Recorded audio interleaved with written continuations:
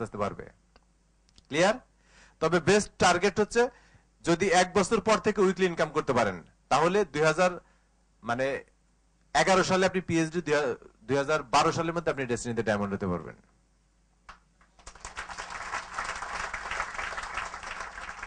আবারও বলি, ডায়মন্ড হলে 25 লক্ষ টাকার একটা গাড়ি পাবেন, 25 লক্ষ টাকা দিয়ে দেবে কোম্পানি, মানে গাড়ি কেনার জন্য টাকা দিয়ে দেবে।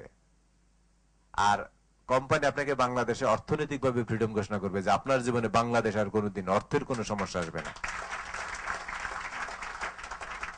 কি বলেন, ডায়মন্ড হবেন? আমি বুঝি আপনাদের চোখ মুখ দেখলে, যখনই আপনাদের চোখের দিকে তাকাই আমি বুঝি আপনার মনের অবস্থাটা কি। বলবো আমি হয়তো পারবো না, আমার দ্বারা হবে না। ডায়মন্ড, ওরে বাবা, মনে হয় না? ডায়মন্ড হলে 4-5 লাখ টাকার উপরে মাসে ইনকাম থাকবে, বলে দিলাম, বাংলাদেশের মতো জায়গায়। এবং ইনকাম জীবনে কমবে না, আরো বাড়বে। হ্যাঁ, এই যে মনে করবেন ডায়মন্ড এত টাকা ইনকাম, লাখ লাখ টাকা ইনকাম, ভয় আসেই আমার দ্বারা হবে না, আমি পারবো না। এটা মানুষ কিভাবে চিন্তা করে? একটা ছবি খেয়াল করে দেখেন, খুব মনোযোগ দিয়ে দেখেন। ভদ্রলোকের চেহারা সুন্দর, ড্রেস সুন্দর, যথেষ্ট স্মার্ট। এদিক থেকে কি দেখা যায়?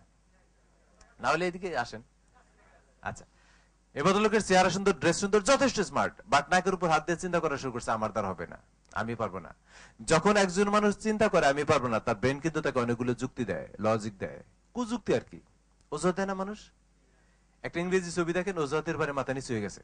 এটা বাংলা করছে আমি এইভাবে, যখন একজন মানুষ বলবে আমি পারবো না, তারে জিজ্ঞেস করেন ভাই কেন পারবেন না, সমস্যা কি? সুন্দর করে বলে ভাই সময় নাই, সময় পাই না, দম ফেলার সময় নাই, বলে না?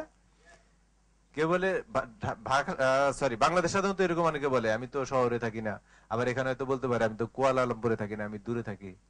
হ্যাঁ, কেউ বলে আমার বয়স কম, মানুষ এখনো বিশ্বাস করে না। আবার কেউ বলে আমি তো বুড়ো হয়ে গেছি, আগের মতো এনার্জি নাই, চুলদারি সব পেকে গেছে। কেউ বলে আমি ভালো ইংরেজি জানি না, কেউ বলে আমার টাকা নাই, অফিসে যা বসে ভাড়া নাই, কেউ বলে আমার স্বাস্থ্য ভালো না। কিছু কিছু লোক আছে, যতবার দেখা হবে জিজ্ঞেস করবেন, দেখা হইলে ভাই কেমন আছেন, বাংলাদেশে বেশি আছে আর কি, দেখা হইলে জিজ্ঞেস করবেন কেমন আছেন ভাই, কেমন আছেন আপা, কেমন আছেন। দেখা হইলে বলে না ভাই শরীর ভালো না, কোমর ব্যথা, ঘাড়ে ব্যথা, 1 মাস যাবত ঘরে পড়ে আছি, খবরও নিলেন না। বিশ্বাস করেন, এরা 12 মাস অসুস্থ থাকে, আল্লাহ তাআলা এদের ভালো রাখেও না আসলে। আবার এমন অজুহাত দেয় যে আমার চেহারা ভালো না, গায়ের রং ভালো না, বলে না? বলেন তো, এখান থেকে যে কোনো অজুহাত আপনি দেখাতে পারবেন, আপনার লাভ হবে না লস হবে? লস হবে। আরো একটা অজুহাত আছে কমন, যেটা আপনারা এই হলের সবাই দেখান, আমি এখনো বলি নাই। বলবো? আমার ভাগ্যই খারাপ নাকি? কিছু হলেই সুন্দর করে বলি ভাগ্যে নাই, কপালে নাই, বলি না? একবারও কি চিন্তা করে দেখছেন ভাগ্যের দোষ দেওয়ার কতকাল? মেলায় এক বেলুন বিক্রেতা লাল নীল বিভিন্ন রঙের বেলুন বিক্রি করে। যখন তার বেলুনের বিক্রি কমে যায়, সে কি করে, একটা রঙিন বেলুনের ভিতরে গ্যাস ভরে, হিলিয়াম গ্যাস, গ্যাস ভরে বেলুন আকাশে উড়িয়ে দেয়।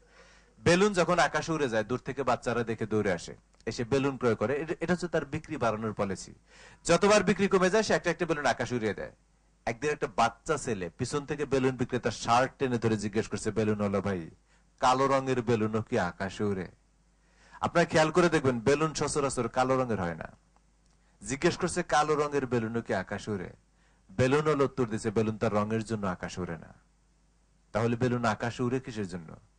গ্যাসের জন্য, অন্য কোনো কারণ নেই। এটা বলার কারণ হচ্ছে আমরা প্রত্যেকটি মানুষ এক একটা রঙিন বেলুনের মতো। আচ্ছা আপনি বলেন তো, মানুষ কি চেয়ারের গুণে সফল হয়, সাইজের গুণে সফল হয়, মোটা তাজা হইলে সফল হয়? হয় না। মোটা তাজা হইলে যদি সফল হইতো, আমার ধারণা বাংলাদেশে জাম্বু থাকতো আজীবন প্রেসিডেন্ট, নাকি? আর যদি চেহারার গুণের মানুষ সফল হইতো, তো সিনেমার নায়ক নায়িকা ধরে নিয়ে প্রধানমন্ত্রী প্রেসিডেন্ট বানিয়ে দিত, নির্বাচনের কোনো দরকার ছিল না। তাই কি হয়? হয় না। সফলতার জন্য বিশ্বাস করেন সাইজ বা চেহারা কোনো ব্যাপার না। হ্যাঁ, ব্যাপার হচ্ছে আপনি যদি সিদ্ধান্ত নিতে পারেন। আপনি একটা বই দেখেন, থিঙ্ক অ্যান্ড গ্রো রিচ, এখন পর্যন্ত ওয়ার্ল্ডের সবচেয়ে বেশি বিক্রি হওয়া বই হচ্ছে এটা। চিন্তা করেন এবং ধনী হন। চিন্তা করলে নাকি ধনী হওয়া যায়, এই বই রাইটার নেপোলিয়ন হিল আমেরিকাতে 500 কোটিপতি সাক্ষাৎকার নিছে। মানুষ কি কি কাজ করে কোটি টাকার মালিক হয়েছে সব ব্যাখ্যা করছে, বাট প্রত্যেকটা মানুষের একটা জায়গায় মিল ছিল। প্রত্যেকটা মানুষ আগে সিদ্ধান্ত নিয়েছিল আমি এইভাবে থাকবো না, আমি কোটি টাকার মালিক হব। আগে সিদ্ধান্ত নিয়েছে, দেখেন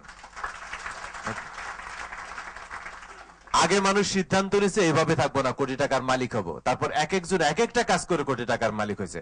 বাট শানে নজরুল বের হয়েছে এটাই, শুধু সিদ্ধান্ত নিলেই কোটি টাকার মালিক হওয়া যায়। এখন আপনি চিন্তা করে দেখেন, সিদ্ধান্ত নিলে যদি কোটি টাকার মালিক হওয়া যায়, সিদ্ধান্ত নিলে কেন ডেস্টিনির ডায়মন্ড হওয়া যাবে না বলেন আপনি? সিদ্ধান্ত নিছেন ডায়মন্ড হবেন? জোর কম। আপনার জোরটা যদি দেন সুন্দরভাবে, একদম হার্ট থেকে যদি বিশ্বাস নিয়ে ইয়েসটা বলে ফেলতে পারেন, আর সমস্ত শক্তি যদি হাতের মধ্যে দিতে পারেন, ইয়েস ডায়মন্ড হবো, একবার বলে দেখেন কেমন লাগে। কি ডায়মন্ড হবেন? এখন দেখেন কেমন লাগে। ভালো লাগে না একটু? হ্যাঁ, বললে এরকম, ডায়মন্ড হলে কিরকম। যে মানুষ জানে সে কোথায় যাচ্ছে, সারা দুনিয়া তাকে পথ ছেড়ে দেয়। যে মানুষ জানে সে কোথায় যাচ্ছে, সারা দুনিয়া তাকে পথ ছেড়ে দেয়। আপনি খেয়াল করে দেখেন, মানুষ তো চাঁদেও গেছে। আপনাকে মনে হয় চাঁদে যাওয়া খুব সহজ?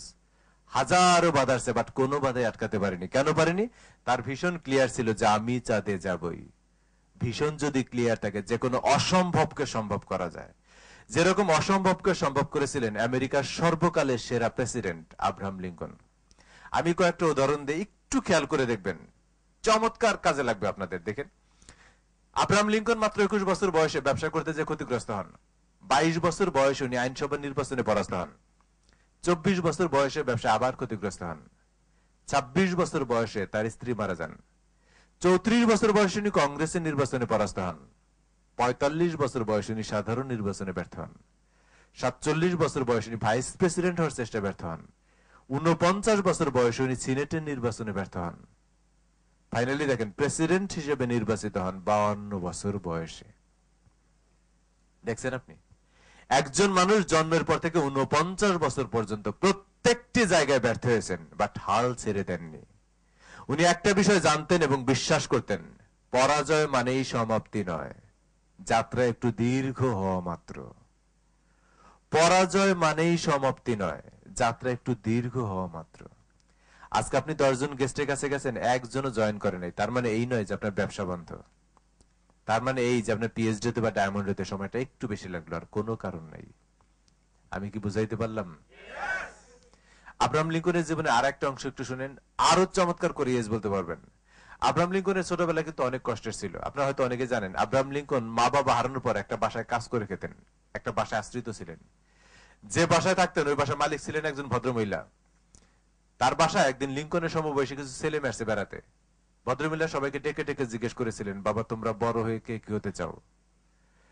দেখেন, সবাই, কেউ বলছে আমি ডাক্তার হতে চাই, কেউ বলছে ইঞ্জিনিয়ার হতে চাই, কেউ বলছে পাইলট হতে চাই, সবাই খুব খুশি। সমবয়সী ছেলে মেয়েরা বাসা আসলে দেখবেন কাজের ছেলে মেয়েরা দরজা কোণে দাঁড়িয়ে দাঁড়িয়ে দেখে। ভদ্রমহিলা একসময় লিঙ্কনের দিকে তাকে জিজ্ঞেস করেছিলেন, লিঙ্কন তুমি কি কিছু হতে চাও? দেখেন সেই কাজের ছেলে সাথে সাথে উত্তর দিয়েছে, ইয়েস ম্যাম, আমিও কিছু হতে চাই। যখন একটা কাজের ছেলে বলছে আমিও কিছু হতে চাই, সবাই তাকিয়ে আছে, কি হতে চায় সে? ভদ্রমহিলা আবার লিঙ্কনকে ডেকে জিজ্ঞেস করেছিলেন, লিঙ্কন তুমি কি হতে চাও? দেখেন সেই ছেলে সেই বয়সে সাথে সাথে উত্তর দিয়েছে, ম্যাম আমি আমেরিকার প্রেসিডেন্ট হতে চাই। একবার চিন্তা করে দেখেন, কাজের ছেলে কোনো লজিক জানতো না, কিচ্ছু জানতো না, শুধু একটা বিষয় জানতো, চাইতে জানতো। এজন্যই বলা হয় তাকে, চাহিদা যদি নিখুঁত হয়, লজিক্যাল হয়, পাওয়াটা একেবারে সুনিশ্চিত। আপনি দেখবেন একটা গান শুনবেন, যদি লক্ষ্য থাকে অটুট বিশ্বাসের হৃদয়ে, হবেই হবে দেখা, দেখা হবে বিজয়ে।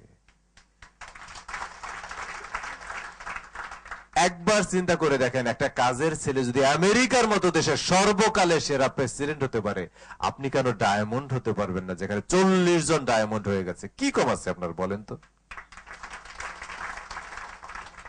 একটু বুকের মধ্যে জ্বালা হয় না? মনে হয় না যে আমার দ্বারা হবে? হবে? এই ভদ্রলোকের ছবি দেখলে চেনার কথা না ভদ্রলোককে। আপনারা যদি কেউ ডেল কার্নেগির বই পড়ে থাকেন, দেখবেন ডেল কার্নেগির বইতে একজনের জীবনে খুব বেশি দেয়া আছে, একজনের উদাহরণ খুব বেশি দেয়া আছে। তিনি হচ্ছেন অ্যান্ড্রু কার্নেগি। এই ভদ্রলোক সেই অ্যান্ড্রু কার্নেগি। আমেরিকার এক সময়ের সবচেয়ে ধনী ব্যক্তি অ্যান্ড্রু কার্নেগি ছিলেন বস্তির ছেলে। তার জন্ম হয়েছিল বস্তিতে। বোঝা যায় কিছু? বস্তিতে জন্ম নেয় একটা ছেলে আমেরিকার সবচেয়ে ধনী ব্যক্তি হয়েছিলেন এক সময়। ওনার বয়স যখন ছিল 12 বছর, সে একটা পাবলিক পার্কে ঢুকতে গিয়েছিল। তার গায়ের পোশাক এত নোংরা ছিল যে দারোয়ান তাকে পার্কে ঢুকতে দেয়নি। আমরা হলে কি করতাম? বাইরে এসে গালাগালি করতাম, ওই পার্কে জীবনেও ঢুকবো না। বাট অ্যান্ড্রু কার্নেগি 12 বছর বয়সে পার্কের বাইরে দাঁড়িয়ে দাঁড়িয়ে প্রতিজ্ঞা করেছিলেন যে আজ হোক কাল হোক আমি একদিন নিজের টাকা দিয়ে এই পার্ক কিনে ফেলবো। সময় লেগেছিল তার 30 বছর। দেখেন, 30 বছর পর সে ঠিকই নিজের টাকা দিয়ে ওই পার্ক কিনে ফেলেছিলেন এবং একটা সাইনবোর্ড দিয়েছিলেন, আজকে থেকে যে কোনো বয়সের মানুষ, যে কোনো পোশাকের লোকজন অবাধে এই পার্কে প্রবেশ করতে পারবে। শুধু দেখেন,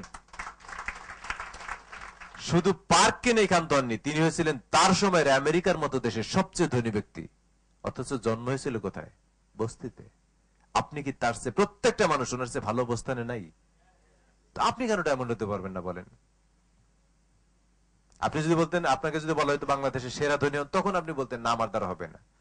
বাট ডায়মন্ড 40 জন হয়ে গেছে। এই 40 জন যে কাজটা করছে, এই কাজটা আপনি করবেন কষ্টের কিছু?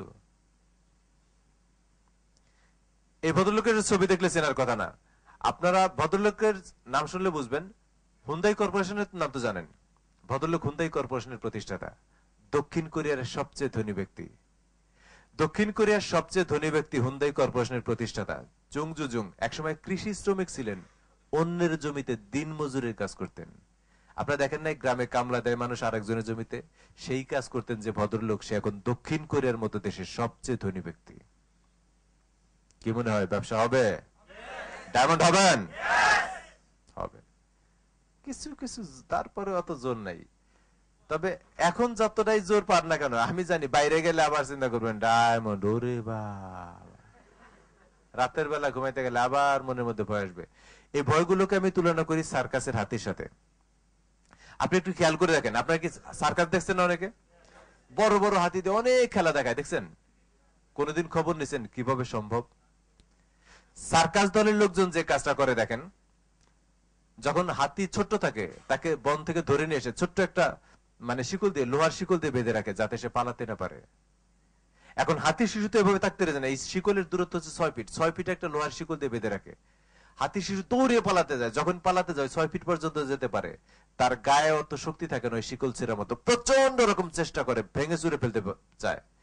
যখন রক্ত ঝরে, ব্যথা পায়, সে আবার ভিতরে ফিরে আসে।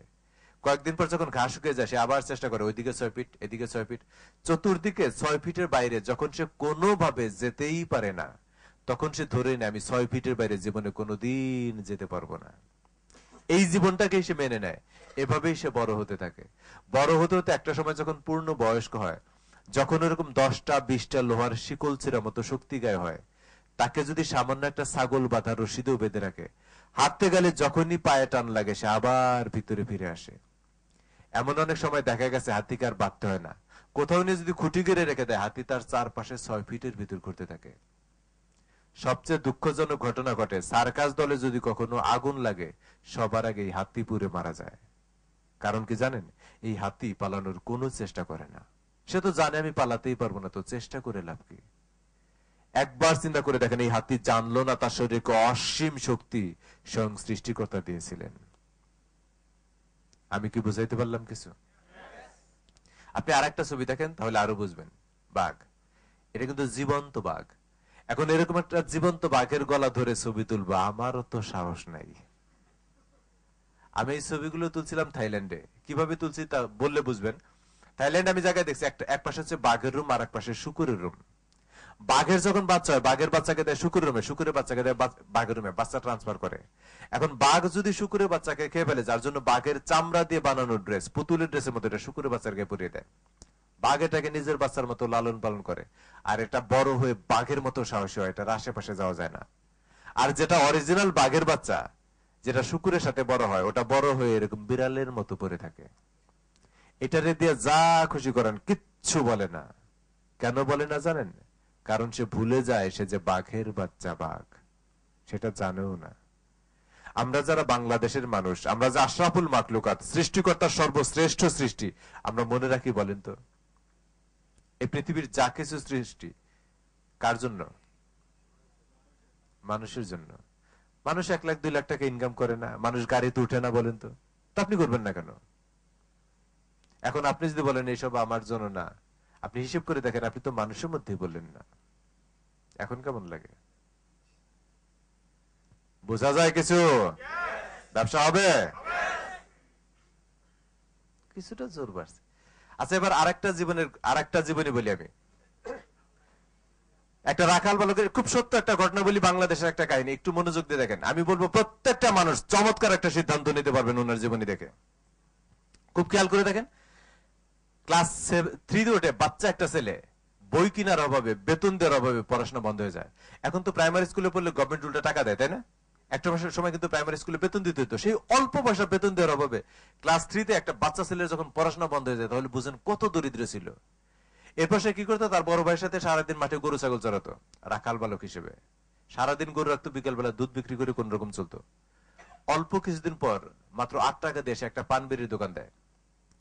হঠাৎ করে তার বড় ভাই একদিন তাকে বললো যে স্কুলের মাঠে নাটক হবে। আগে কিন্তু ঘরে ঘরে টেলিভিশন ছিল না, আপনাদের হয়তো মনে আছে যে স্কুলের মাঠে প্রায় নাটক গান বাজনা গুলো হতো, তাই না? ছোট্ট ছেলেটা খুব উৎসাহ নিয়ে বড় ভাইকে বলছে, ভাই আমি নাটক দেখতে যাব। বিশ্বাস করেন, বিকাল বেলা নাটক দেখতে যাবে সেই বাচ্চা ছেলেটার গায়ে দেওয়ার মতো একটা জামা ছিল না যেটা গায়ে দিয়ে সে নাটক দেখতে যাবে। যখন খালি গায়ে স্কুলে মাঠে গেছে, যে দেখে তার সাথে যারা পড়াশোনা করে সবাই ওখানে খেলাধুলা করছে, এইটা দেখে তার কাছে একটু অসহায় মনে হয়েছে। তার মনে হচ্ছে এরকম একটা জীবন তো আমারও থাকতে পারতো। ওখান থেকে আস্তে আস্তে সে বড় ভাইকে বলছে, ভাই আমি আবার পড়াশোনা করতে চাই, আমি আবার স্কুলে যেতে চাই। বড় ভাই মানে তার চেয়ে একটু বড় ভাই কেমন ভাবে বলছে, বড় ভাই না করতে পারে নাই। বড় ভাই বলছে, ঠিক আছে তোকে আমি স্কুলে নিয়ে যাব। একদিন ছোট ভাইকে নিয়ে বড় ভাই গেছে স্কুলে। প্রাইমারি স্কুলে হেডমাস্টারের রুমের বাইরে ছোট ভাইকে দাঁড় করে রেখে বড় ভাই ঢুকছে প্রধান শিক্ষকের রুমে। তখন বার্ষিক পরীক্ষার মাত্র 3 মাস বাকি। বড় ভাই প্রধান শিক্ষককে অনুরোধ করছে, স্যার আমার ছোট ভাইকে বার্ষিক পরীক্ষাটা দিতে দেন। অনেকক্ষণ অনুরোধ করছে। প্রধান শিক্ষক তাকে দেখে যে বার্ষিক পরীক্ষা দিতে আসছে, তার গায়ের জামা কাপড়ের অবস্থা দেখে বলেই ফেলছে, সবাইকে দিয়ে কি লেখাপড়া হয়? কি দরকার? সবাইকে দিয়ে কি লেখাপড়া হয়? কি দরকার? এই কথাটা কিন্তু বাচ্চা ছেলেটা ওই রুমের বাইরে দাঁড়িয়ে দাঁড়িয়ে শুনছে। বুঝেন তার কেমন লাগে? এরপরেও কিন্তু বড় ভাই হাল ছাড়েনি। শেষ পর্যন্ত অনুরোধ করতে করতে পারমিশন নিছে, হ্যাঁ বার্ষিক পরীক্ষা দিতে পারবে। এখন বার্ষিক পরীক্ষা যে দেবে, যার গায়েদের মতো একটা জামা নাই, বই কেনার পয়সা নাই, সে কিভাবে বার্ষিক পরীক্ষা দেবে? তার ক্লাসে পড়াশোনা করতে এক ছেলে, সেই ছেলের বাসায় সে 3 মাস আশ্রিত রইল। মানুষের বাসায় 3 মাস আশ্রিত থেকে সেই ছেলে পড়াশোনা শেষ করে যখন বই রাখতো, তারপর এই ছেলে সেই বই পড়তো। 3 মাস পর পরীক্ষায় দেখা গেছে অবাক হওয়ার মতো বিষয়, এই ছেলে ক্লাসে ফার্স্ট হয়ে গেছে। দেখেন, বাবা তো মূর্খ, বাবা ফার্স্ট আর লাস্ট বোঝে না। সবাই যখন বলছে ছেলে ভালো রেজাল্ট করছে, বাবার একটা ছাগল ছিল, এই ছাগল বিক্রি করছে তখন মাত্র 12 টাকায়। 12 টাকায় ছাগল বিক্রি করে ক্লাস 4 এর নতুন বই কিনে দেয় ওই ছেলের জন্য। এই যে তার পড়াশোনার যাত্রা শুরু। ক্লাস 7 ওঠার পর সে গেছে ক্যাডেট কলেজে লিখিত পরীক্ষা দিতে, ভর্তি পরীক্ষা। যে দেখে সেই একমাত্র ছেলে মফস্বলে যে পায়জামা স্যান্ডেল পরে গেছে লিখিত পরীক্ষা দিতে, এখানেও চান্স পায়। এখন ভর্তি হওয়ার জন্য মৌখিক পরীক্ষা দিতে হবে ঢাকা শহরে। মফস্বল থেকে ঢাকায় যাবে মৌখিক পরীক্ষা দিতে, শার্ট প্যান্ট ছাড়া এলাও না, তার একটা শার্টও নাই, তার প্যান্টও নাই। দেখেন ক্লাস 7 সেই বাচ্চা ছেলেটা স্কুলের কেরানির কাছ থেকে প্যান্ট ধার করছে। বাচ্চা একটা ছেলে স্কুলের কেরানির প্যান্ট লাগে আপনি বলেন? স্কুলের কেরানির কাছ থেকে প্যান্ট ধার করছে, আর একজন থেকে শার্ট ধার করছে। ধার করে প্যান্ট শার্ট নিয়ে তারপর ক্যাডেট কলেজে ভর্তি পরীক্ষা দিতে যায় ঢাকা শহরে। এখানেও চান্স পায়। শেষ পর্যন্ত ভর্তি হওয়ার জন্য প্রয়োজন ছিল 150 টাকা। দেখেন, যে সময় একটা ছাগলের দাম 12 টাকা, সে সময় 150 টাকা প্রায় 3টা গরুর দামের সমান। বাপ দাদা চাচা সবাই মিলে 50 টাকাও জোগাড় করতে পারেনি। সে তো হাল ছেড়ে দিছে, আর বুঝি আমার পড়াশোনা হয় না। শেষ পর্যন্ত ওই ছেলের জন্য গ্রামের হাটে গামছা পেতে 150 টাকা দোকানে দোকানে সাহায্য তোলা হয়। দোকানে দোকানে 150 টাকা সাহায্য তুলে তারপর ওই ছেলেকে ক্যাডেট কলেজে ভর্তি করানো হয়।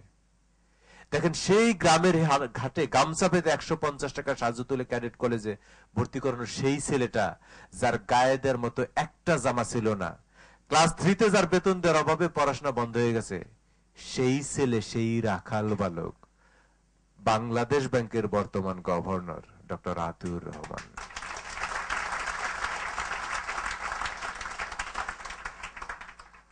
বুঝেন আপনি? এখন টাকার ভিতরে যার সাইন দেখবেন ডক্টর আতিউর রহমান, এই সে আতিউর রহমান। আপনি দেখেন, আমি বলছি আমার শরীরের প্রত্যেকটি লোমকূপ দাঁড়িয়ে গেছে। একবার চিন্তা করে দেখেন, সেই অবস্থা থেকে যদি বাংলাদেশ ব্যাংকের গভর্নর হতে পারে, আপনার জন্য তো গ্রামের হাটে গামছা পাততে হয়নি, আপনার তো ক্লাস 3 তে বেতন দেওয়ার অভাবে পড়াশোনা বন্ধ হয়নি, তাহলে ওই অবস্থা থেকে যদি বাংলাদেশ ব্যাংকের গভর্নর হতে পারে, আপনি কেন ডায়মন্ড হতে পারবেন না? কি কমাচ্ছে বলেন আপনার? এখনো কি বুকের মধ্যে জ্বালা হয় না, জ্বলে না বলেন তো? মনে হয় ভাঙচুর হয়, এখন মনে হয় যে আমার দ্বারা হবে, আমিও পারি। কি ডায়মন্ড হবেন? এখনো যদি না হন কি হবে জানেন? হবে 2012 সালের পর খেলা দেখবেন, নিজের মাথায় নিজে ইট দিয়ে বাড়ি মেরে ডেস্টিনির হাসপাতালে যাওয়া স্যার আপনার কোন উপায় থাকবে না। তখন আফসোস করবেন। হ্যাঁ, যারা সুযোগ পান নাই তখন আলাদা কথা, সুযোগ পায়ও যদি কাজ না করেন তখন বলবেন না, ইস হোটেল মালয়াতে ট্রেনিং দেখছি তারপরেও জয়েন করি নাই, কি ভুলটা করছি। করবেন। আমাদের প্রতি মাসে পিএইচডি কনফারেন্স হয় ঢাকাতে হোটেল সোনারগাঁ শেরাটনে। দেখেন এই যে যারা পিএইচডি মাসে 50,000 1 লাখ 2 লাখ টাকা আয় করে, কেউ কিন্তু আহামরি কিছু না। দেখেন আহামরি চেহারা লাগে না, আহামরি ফ্যামিলি লাগে না, কিচ্ছু লাগে না। আমাদের এই মাসের 1 তারিখে পিএইচডি কনফারেন্স সরাসরি টেলিভিশনে দেখানো হয়েছে, যেটা ছিল কক্সবাজারে। প্রায় 14-1500 পিএইচডি নিয়ে কক্সবাজারে গেছে কোম্পানি। দেখেন অনেক আছে। আবার অনেকে অজুহাত দেন আমি তো বুড়ো হয়ে গেছি, বয়স হয়ে গেছে। তারা একটু এই ছবিটা দেখেন, এদের বয়স হচ্ছে প্রায় 70 বছর। এদের ইতিহাস হচ্ছে এরা 30 বছর সেনাবাহিনীতে চাকরি করছে, রিটায়ার্ড করে যে টাকা পাইছে সেই টাকা দিয়ে বিভিন্ন ব্যবসা শুরু করছে, বাট সুবিধা করতে পারে নাই। এরপর ডেস্টিনিতে কাজ শুরু করছে। আমি এদের পার্সোনালি সাক্ষাৎকার নিয়েছি। এরা বলছে 30 বছর চাকরি করে আমরা যা করতে পারি নাই, ডেস্টিনিতে মাত্র 7 বছর ব্যবসা করে তার চেয়ে অনেক বেশি কিছু করছি। এই ভদ্রলোকের বয়স হচ্ছে 60 বছর। দেখেন একটা মফস্বল শহরে ওনার 5 তলা করে 3টা বাড়ি আছে, ঢাকার গুলশানের মতো জায়গায় বাড়ি আছে। ওনার পুরো ফ্যামিলি আমেরিকায় থাকে, অনেক টাকার মালিক। ওনাকে আমি একদিন জিজ্ঞেস করছিলাম, উনি পিএইচডি, আমি ওনাকে জিজ্ঞেস করছিলাম আপনি তো পিএইচডি, আপনি আপনি তো 1 কোটি টাকা দিয়ে গাড়ি কিনতে পারেন, আপনি কেন ডেস্টিনিতে ডায়মন্ড হওয়ার জন্য কাজ করছেন 25 লাখ টাকার জন্য মাত্র? আমারে বললো আমি 1 কোটি টাকা দিয়ে গাড়ি কিনতে পারি, সে অ্যাবিলিটি আমার আছে, কিন্তু আপনার ডায়মন্ড হলে যে সেলিব্রেশন দেওয়া হয় সারা বাংলাদেশে, যে পরিস্থিতি, সম্মান, ভালোবাসা, ওটা তো আমি 5 কোটি টাকা দিয়েও কিনতে পারবো না, আমার ওইটা দরকার। সবাই কিন্তু টাকার জন্য ডেস্টিনিতে আসে না। পরিস্থিতি, ভালোবাসা, সম্মান, এক জীবনে মানুষ যা যা প্রত্যাশা করে তার সবকিছু ডেস্টিনি থেকে পাওয়া সম্ভব আল্লাহর রহমতে। এই ভদ্রলোকের বাড়ি হচ্ছে ময়মনসিংহ শেরপুরে। উনি হেলথে চাকরি করে, 7-8 হাজার টাকা বেতন পায়, সরকারি চাকরি। উনি তো জোর দিতে পারতো যে আমার চুলদারি পেকে গেছে, দাঁত তো একটা পড়ে গেছে, আমি সরকারি চাকরি করি, আমার দ্বারা হবে না।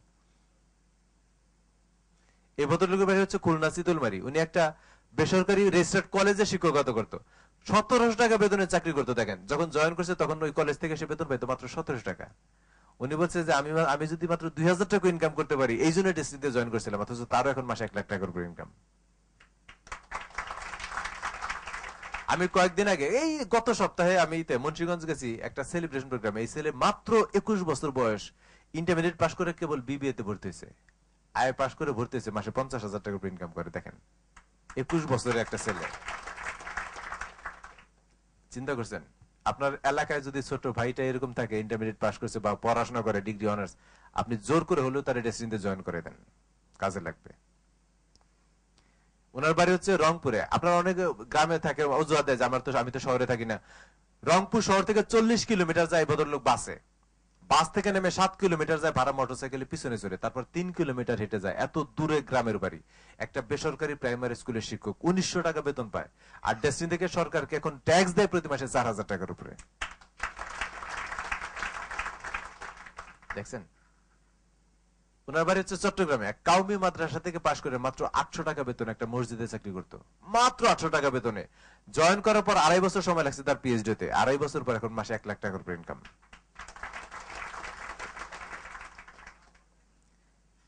ডেস্টিনিতে আসলে অনেক হাই কোয়ালিটির লোকজন আছে, কলেজ ইউনিভার্সিটি টিচার আছে, ডাক্তার, ইঞ্জিনিয়ার, বিভিন্ন লেভেলের লোক আছে। এই ছেলেটা গার্মেন্টসে চাকরি করতো মাত্র 1200 টাকা বেতনে, এখন দেখলে চিনবেন না, চেহারা চেঞ্জ হয়ে গেছে। এই ছেলে বের হচ্ছে নোয়াখালী চাটখিল। শুনলে অবাক হবেন, এই ছেলে একটা মুদি দোকানে মাত্র 300 টাকা বেতনে চাকরি করতো, মাত্র 300 টাকা বেতনে। এখন ওরকম 10টা মুদি দোকান এই ছেলে কিনে ফেলতে পারে। বোঝা যায় কিছু? ব্যবসা হবে। এই ছবিটা একটু ভালো করে দেখেন, খুব ভালো করে দেখেন। এক হাতের মানুষ, একটা হাত নাই কিন্তু, দেখছেন? একটা হাত নাই যে ছেলের, মাদ্রাসাতে পড়াশোনা করে, মাসে 1 লাখ টাকা ইনকাম করে। আচ্ছা, হাতে তালি দেওয়ার আগে একটু চিন্তা করেন, আপনাকে যদি কেউ বলে আপনাকে আমি 5 কোটি টাকা দেবো, আপনার একটা হাত আমাকে দিয়ে দেন, আপনি দেবেন? 5 কোটি টাকা একটা হাত বিক্রি করবেন না, তারপরেও বলেন আমি গরিব মানুষ, আমার দ্বারা হবে না। কষ্ট লাগে না? লজ্জা লাগে না একটু? এক হাতের মানুষ যদি 1 লাখ টাকা ইনকাম করে, আপনার 2 লাখ টাকা ইনকাম না করলে মান সম্মান থাকবে বলেন? বুকের মধ্যে এখনো জ্বলে না? হবে? ব্যবসা হবে? আর একটা দেখেন, এটা হচ্ছে বামন, এই সাইজ। চাঁপাইনবাবগঞ্জের বামন, বামন যাদেরকে দেখলে মানুষ রাস্তাঘাটে হাসাহাসি করে।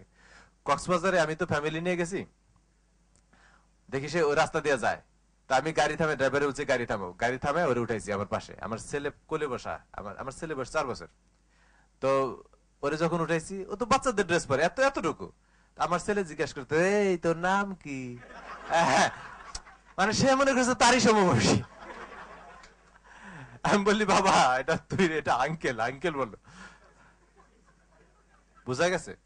তাহলে বুঝেন এরকম একটা ছেলে পিএইচডি হয়েছে, ডায়মন্ড হচ্ছে, আর আপনারা বলেন আমার দ্বারা হবে না। কেমনে বলেন রে ভাই? হবে? ব্যবসা হবে? হবে, হতে হবে, তাহলে কেমনে চলবে? আবার মহিলারা আছে, অনেক মহিলারা পিএইচডি, দেখেন প্রতি বছর একটা প্রোগ্রাম করে, যেটা টেলিভিশনে সরাসরি দেখায়, দেখেন এটা হচ্ছে মহিলাদের প্রোগ্রাম, বছরে একটা প্রোগ্রাম করে মহিলাদের, আবার সব ড্রেস কোম্পানি কিনে দিছে। আমি 2-3 মাস আগে একবার, গত অক্টোবর না নভেম্বর আসলাম মালয়েশিয়াতে, 40 জন একটা টিম নিয়ে, দেখেন 6 জন মহিলারা আসছিল পিএইচডি, কি যে মজা করছে। হ্যাঁ, বুঝেন না? 40 জনের 6 জন মেয়েরা লাইন ধরে সবাই ছবি তুলছে। আর যারা ফ্যামিলি নিয়ে আসছে এরা আরো মজা করছে, দেখেন এক একজন পিএইচডি, বউ নিয়ে আসছে, বেড়ে মানে আইসা বেড়ে গেছে। অনেক বউ কিন্তু পিএইচডি না, টাকা দিয়ে বউ নিয়ে এসছে, যে আমি যাবো সাথে বউ নিয়ে যাবো, ফ্যামিলি নিয়ে যাবো। দেখেন দেখেন কি মজা করছে, দেখেন তো বাংলাদেশ থেকে আসা কি মজা করে যায় না, দেখছেন? আচ্ছা, এই ভদ্র মহিলা বাড়ি হচ্ছে খুলনাতে, শুনলে অবাক হবেন, ভদ্র মহিলা মাসে এখন 50,000 টাকা ইনকাম করে। শেরাটন হলে দাঁড়িয়ে একসময় কান্না করে দিছে, একসময় বলে ফেলছে যে এমন একটা দিন ছিল যার বাচ্চা আইসক্রিম খাইতে চাইছে, বিশ্বাস করেন 25 পয়সা দিয়ে একটা আইসক্রিম কিনে দিতে পারে নাই। সেই ভদ্রমহিলা এখন খুলনা শহরের সকল আইসক্রিম একদিনে কিনে ফেলতে পারে।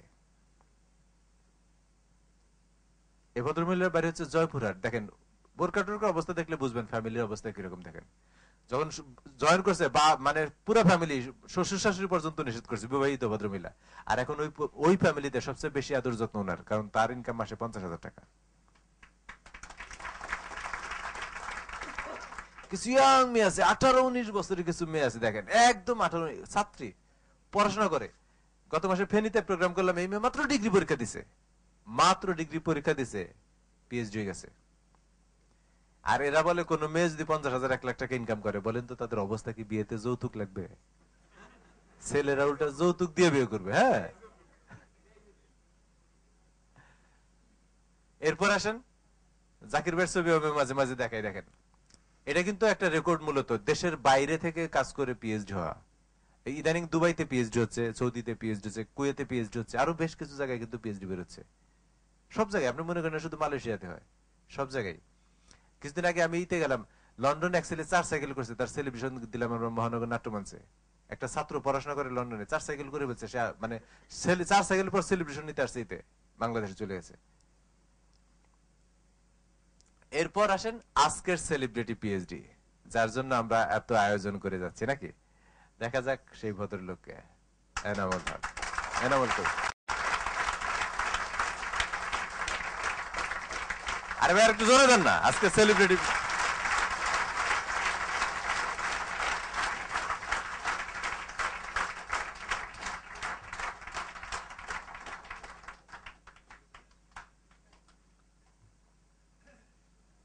হাসিটা দেখছেন খেয়াল করে?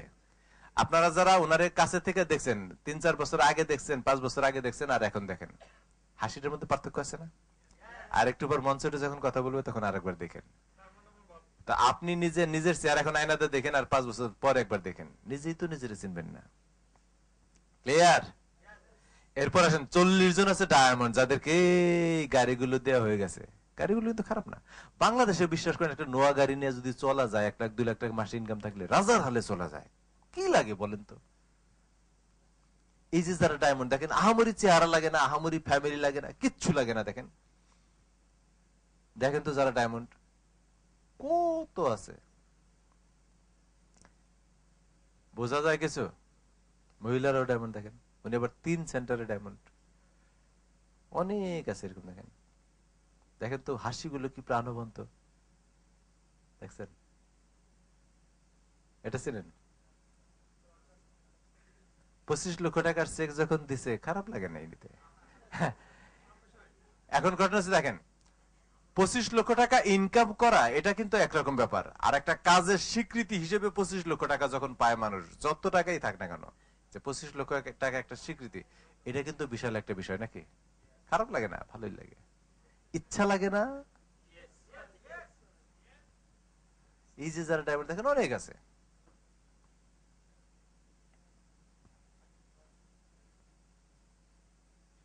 সবাই ডায়মন্ড, এক একজন কিন্তু এক একটা ব্যাকগ্রাউন্ড থেকে আসছে, এক একটা পেশা থেকে আসছে।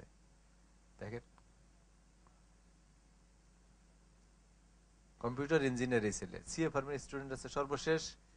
দেখেন তাহলে এই যে যারা ডায়মন্ড, চোখের সামনে এত ডায়মন্ড দেখলেন, জলজান্ত ডায়মন্ড, কি মনে হয় ব্যবসা হবে? হবে। তবে এখনো কেউ কেউ ইয়েস বলেন না, কিছু বলেন না। আমি জানি তারা কেন বলেন না। তারা চিন্তা করেন হ্যাঁ হ্যাঁ ডায়মন্ড হবেন, ততদিন কোম্পানি থাকবে তো। এই যে আপনার চিন্তা কোম্পানি থাকবে কিনা, ডেস্টিনি 2000 লিমিটেড আসেন একটু ডিটেইলস দেখাই একটু কোম্পানি সম্পর্কে। কোম্পানি থাকবে কিনা একটু নিজেই বুঝবেন। 2000 সালের 14 ডিসেম্বরের প্রথম রেজিস্ট্রেশন ফাইল, লিগ্যাল সাইট সব আছে। কোম্পানির বয়স কিন্তু বর্তমানে 9 বছর 2 মাস। উনি হচ্ছেন কোম্পানির চেয়ারম্যান আলহাজ মোহাম্মদ হোসেন, আর মেইন হচ্ছেন ম্যানেজিং ডিরেক্টর মোহাম্মদ রফিকুল আমিন। আপনারা একটা জিনিস চিন্তা করবেন, বাংলাদেশের স্বাধীনতার পর এ যাবৎকাল কোন সরকার কোন মন্ত্রী কোনদিন সাহস করে বলেনি বাংলাদেশকে আমরা বেকার মুক্ত করব, বাট রফিকুল আমিন সাহস করে বলছে 2012 সালে আমরা বাংলাদেশকে বেকার মুক্ত করব। Deputy managing director, finance director, purchase director, director admin, এই হচ্ছে মেইন যারা 6 জন পরিচালনার ভাষাতে আছে। আজকে পর্যন্ত ডেস্টিনি ডিস্ট্রিবিউটরশিপ হচ্ছে 34,30,000 প্লাস। এশিয়া মহাদেশে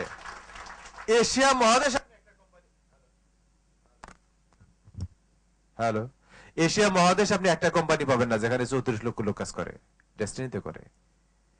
এরপর 140টা বেশি অফিস, প্রতি মাসে ডিস্ট্রিবিউটরদের কমিশন দিতে হয় 25 কোটি টাকার উপরে। অফিস ভাড়া, কর্মচারীর বেতন বাদ দিয়ে শুধু কমিশন দিতে হয়।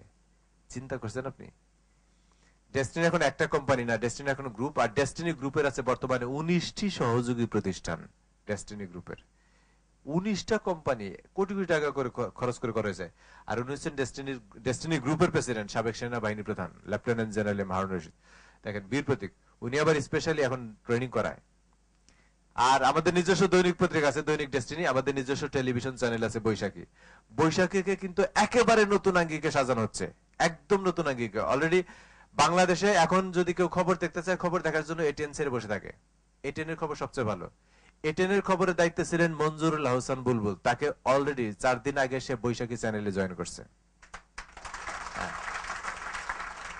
অর্থাৎ বৈশাখীকে এমন ভাবে সাজানো হচ্ছে যে বিভিন্ন চ্যানেল থেকে ভালো দেখে বাছাই করা কিছু লোকজন নিয়ে এখন বৈশাখী সাজানো হচ্ছে। মার্চের 10 তারিখে ইনশাআল্লাহ আনুষ্ঠানিকভাবে ডেস্টিনির পক্ষ থেকে উদ্বোধন করবে। আর 2011 সালে বৈশাখী বাংলাদেশের 1 নাম্বার টেলিভিশন চ্যানেল থাকবে, নিশ্চিন্তে থাকেন। চমৎকার কিছু ভবিষ্যৎ পরিকল্পনা আছে। তার ভিতরে অন্যতম হচ্ছে 2010 সালের মধ্যে আমরা সারা বাংলাদেশে 500 ব্রাঞ্চ অফিস করতে যাচ্ছি। 500 সারা বাংলাদেশে। 2012 সালের মধ্যে বাংলাদেশকে খাদ্যে স্বয়ং সম্পূর্ণ করতে যাচ্ছি আমরা, করতে পারবো। এরপর তবে এখানে আপনাদের জন্য নতুন কিছু প্যাকেজ আসবে, অনেকগুলো প্যাকেজ আসবে। সেম 10,000 টাকা 6 বছর পর 25,000 টাকা ফেরত পাবেন। এই টাকাগুলো বিনিয়োগ করা ওই প্রজেক্টে। এখন যেমন গাছের প্যাকেজ আপনি দেখছেন 10,000 টাকায় 12 বছর পর 60,000 টাকা, তখন থাকবে 10,000 টাকা 6 বছর পর 25,000 টাকা। অনেকগুলো প্যাকেজ আসবে। 2012 সালের মধ্যে আমরা নতুন 10টা ইন্ডাস্ট্রি করতে যাচ্ছি। ওই যে একবার বলছিলাম মাল্টিপারপাসে যে টাকাগুলো বিনিয়োগ করা হবে, তার ভিতরে কি কি থাকবে? মশলা, পানি, সাবান, টুথপেস্ট, এরকম। আর সবার আগে এটা শুরু হচ্ছে ডেস্টিনি প্রিন্টিং এন্ড প্যাকেজিং। এখানেও কিন্তু সেম নতুন প্যাকেজ আসবে। সেম 10,000 টাকা 6 বছর পর 25,000 টাকা এখানে আপনি ফেরত পাবেন। এরপর 2012 সালের মধ্যে 6 কোটি গাছের চারা রোপণ করা, এটা হচ্ছে আমাদের আরেকটা টার্গেট। 6 কোটি গাছের চারা রোপণ করবো বলতে 6 কোটি গাছের চারা যদি আমরা রোপণ করে বলি, বাংলাদেশের প্রত্যেকটা মানুষের নিঃশ্বাসে প্রশ্বাসে ডেস্টিনি রোপণ করা গাছের অক্সিজেন মিশে থাকবে। আর এই গাছগুলো আসবে আমেরিকা থেকে, পাউলিনিয়া গাছ। এই গাছের বিশেষত্ব হচ্ছে 6 বছরে ম্যাচিউরড হয়। তার মানে 6 বছরের গাছের প্যাকেজ আসবে 10,000 টাকা, 6 বছর পর 25,000 টাকা। এরপর 2012 সালের মধ্যে আমরা বাংলাদেশের প্রত্যেকটা বিভাগীয় শহর এবং জেলা শহরে নিজস্ব ভবন নির্মাণ করব। আমাদের টার্গেট হচ্ছে প্রত্যেকটা জেলা শহরে একটা মডেল বিল্ডিং করব, এভারেজে 10 তলা। আর প্রত্যেকটা বিভাগীয় শহরে ওই বিভাগে সবচেয়ে উঁচু বিল্ডিং করব, তবে একটা না, দুইটা ল্যান্ডমার্ক টাওয়ার। সবার আগে কাজ হচ্ছে খুলনাতে, খুলনার 25 তলা টাওয়ার। আর গতকালকে বরিশালের টাওয়ারের ভিত্তিপ্রস্তর স্থাপন করা হয়েছে। বরিশালে হচ্ছে এই ধরনের টুইন টাওয়ার, 25 তলা করে দুইটা। দেখেন, অনেকেই বরিশালের বাড়ি আছে এখানে। বরিশাল বিভাগের সর্বোচ্চ বিল্ডিং আছে এখন পর্যন্ত 6 তলা। আমরা সেখানে 25 তলা দুইটা টাওয়ার করতে যাচ্ছি। কি বলেন, কোম্পানি থাকবে? কেউ বলবে ভুয়া কোম্পানি, হ্যাঁ কোম্পানি, ধরে নিয়ে টাওয়ারের সামনে দাঁড় করে দেবেন, দেখবেন এটা ডেস্টিনি টাওয়ার। ঢাকায় হবে বাংলাদেশের সবচেয়ে উঁচু সর্বাধিক তিনটি tower, destiny diamond diplomatic tower. এটা হচ্ছে ঢাকাটা। এবং এটার বাইরের ডিজাইন তো এটা, ভিতরের ডিজাইনও এরকম করা হয়ে গেছে। আপনারা তো অনেক উন্নত মানের মার্কেট দেখেন, বাংলাদেশে কিন্তু সর্বাধুনিক মার্কেট নেই। এগুলো দেখলে বাংলাদেশে কিন্তু চমক লেগে যাবে। এরকম এই যে কনফারেন্স রুম থাকবে ডায়মন্ডদের, ক্রাউন অ্যাম্বাসেডরদের। আবার একটা বিল্ডিং এর ছাদে উঠলে রেস্টুরেন্ট থাকবে, রেস্টুরেন্টে খাবেন আর বুড়িগঙ্গা দেখবেন। আর একটা বিল্ডিং এর ছাদে থাকবে এরকম বাগান, আর একটার ছাদে থাকবে হেলিকপ্টার। ডেস্টিনি খুব সম্ভবত এই বছরের মধ্যে হেলিকপ্টার কিনে ফেলবে ইনশাল্লাহ।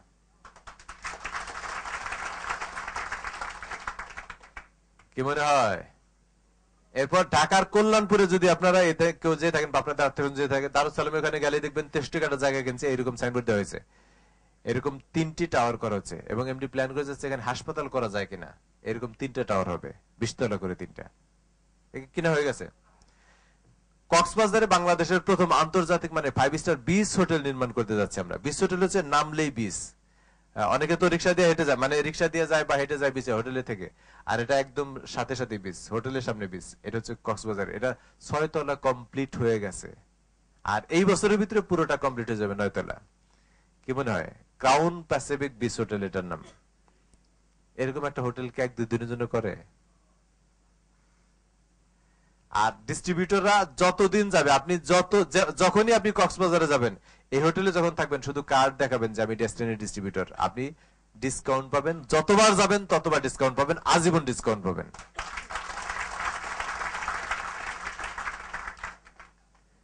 এটা গেল তো বিজনেসের জন্য। এরপর উপকূলীয় এলাকায় আমরা আশ্রয়কেন্দ্র নির্মাণ করে দিচ্ছি। এবছর কিন্তু আমরা শীতের মধ্যে 40,000 কম্বল বিতরণ করছি সারা বাংলাদেশে, জানেন? আর ঘূর্ণিঝড় উপদ্রুত এলাকায়, পটুয়াখালী বা ওই সমস্ত এলাকায় আমরা আশ্রয়কেন্দ্র নির্মাণ করে দিচ্ছি, এরকম যে সমস্ত জায়গায় সিডর হয়, বন্যা হয়। আর 2012 সালের মধ্যে আমরা দক্ষিণ এশিয়ার সর্বাধুনিক মেডিকেল কলেজ এবং হাসপাতাল করব। আমাদের টার্গেট দেখেন, অলরেডি আমরা কিন্তু 1 বছর আগে ঢাকার টুঙ্গিতে 28-28.5 বিঘা জায়গা কিনে ভিত্তিপ্রস্তর করে ফেলছি। এখানে ডিস্ট্রিবিউটরদের জন্য বিশেষ মেডিকেল ইন্স্যুরেন্স প্যাকেজ চালু থাকবে। যেমন এমন হতে পারে আপনি চিকিৎসা করতে গেলেন, 10,000 টাকা বিল হচ্ছে, 7,500 টাকা কোম্পানি দেবে, আপনি মাত্র 2,500 টাকা দিয়ে চিকিৎসা করে চলে আসবেন। কি বলেন? এরপরেও কি মানুষ জয়েন করবে না? কেমনে হয়? হ্যাঁ, এখন হয়তো জয়েন করবে না, যখন অসুস্থ হবে। হাসপাতালে যাওয়ার আগে ডিস্ট্রিবিউটর, তারপর হাসপাতালে যাবে চিকিৎসা করতে। শুধু ঢাকা না, ঢাকা সহ 7টা বিভাগে 7টা সর্বাধুনিক মেডিকেল কলেজ এবং হাসপাতাল হবে। ঢাকা বাংলাদেশের 7টা বিভাগ, রংপুর যে বিভাগ হয়েছে জানেন আপনারা? অনেকেই হয়তো জানেন, রংপুর কিন্তু বিভাগ হয়ে গেছে। 7টা বিভাগে 7টা সর্বাধুনিক মেডিকেল কলেজ এবং হাসপাতাল করবে। বাংলাদেশের ইতিহাসে আমরাই প্রথম গাড়ি তৈরির কারখানা করতে যাচ্ছি। কত গাড়ি আর ইম্পোর্ট করবো বলেন? জাপানি মিৎসুবিশির সাথে কন্ট্রাক্ট হচ্ছে, এরা ইঞ্জিন দেবে। আর চায়নার এই কোম্পানি জিলি অটোমোবাইল বাংলাদেশে বডি বানিয়ে দেবে। এরপর 2012 সালের মধ্যে কমপক্ষে 1 কোটি লোকের কর্মসংস্থান নিশ্চিত করবো আমরা ইনশাল্লাহ। তাহলে আমাদের টার্গেট হচ্ছে 2012 সালের মধ্যে বেকার মুক্ত, সন্ত্রাস মুক্ত, দুর্নীতি মুক্ত সোনার বাংলাদেশ প্রতিষ্ঠা করা। আর যারা চিন্তা করেন কোম্পানি থাকবে কিনা, 2012 সালের মধ্যে ডেস্টিনি হবে সারা বিশ্বের সর্বশ্রেষ্ঠ এমএলএম কোম্পানি, নিশ্চিত থাকেন। আপনি চিন্তা করেন কোম্পানি থাকবে কিনা, কোম্পানি উল্টা চিন্তা করে আপনি ডেস্টিনির সাথে থাকবেন কিনা। কি বলেন, কোম্পানি থাকবে? কেমন হবেন? এই তো। তবে এখনো কেউ কেউ কিছুই বলেন না। আমি জানি তারা কেন বলেন না। তারা বলেন না আর একটা কারণে। তাদের মনে আর একটা ভয়, যে ভয়ে আমরা এরকম পালাই। মানুষ হয়তো সমালোচনা করবে যদি কিছু বলে, কারণ এখন অনেক মানুষ আছে দেখলেই বলে কি ডেস্টিনি ভাই খবর কি, গাড়ি পাবে পাইয়া দেখেন, কত রকম করে বলে। কারা বলে, কেন এই ভয়টা পাই? ছোটবেলা একটা কবিতা পড়েছি আমরা, এটা মাথার মধ্যে গেঁথে আছে, দেখেন। করিতে পারি না কোনো কাজ, সদা ভয় সদা লাজ, সংশয় সংকল্প সদা টলে, পাশে লোকে কিছু বলে। এই পাশে লোকে কিছু বলে এইভাবে আমরা অনেক কিছু করি না। এই কবিতাটার একটা মডার্ন রূপ দিয়েছি আমরা, করিতে পারি যে কোনো কাজ, নাহি ভয় নাহি লাজ, সংশয় সংকল্প নাহি টলে, পাশে লোকে যাই বলে। আপনি গান শুনেন নাই, তোরা যে যাই বলিস ভাই আমার সোনার হরিণ চাই, পকেটে যদি টাকা না থাকে রূপার হরিণও মিলবে না, পছন্দের মেয়েই তো বিয়ে করা যায় না। কাজে লাইন চেঞ্জ করে দেন, তোরা যে যাই বলিস ভাই আমি ডেস্টিনি ডায়মন্ড হতে চাই।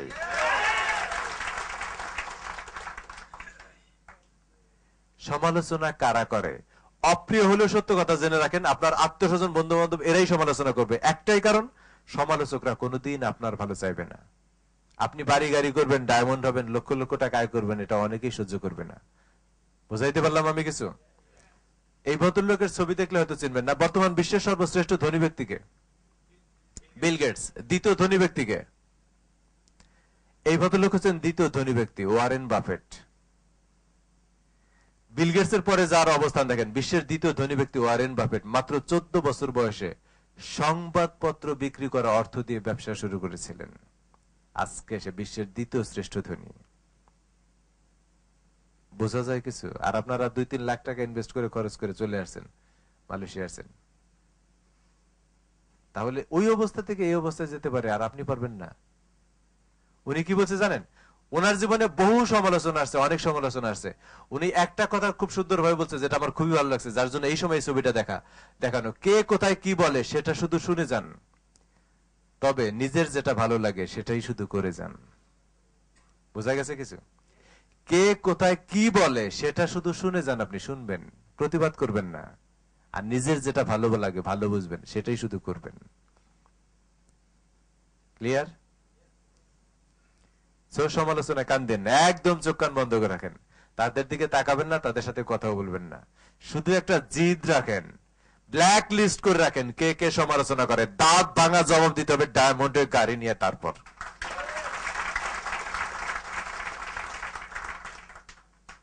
ঠিক আছে?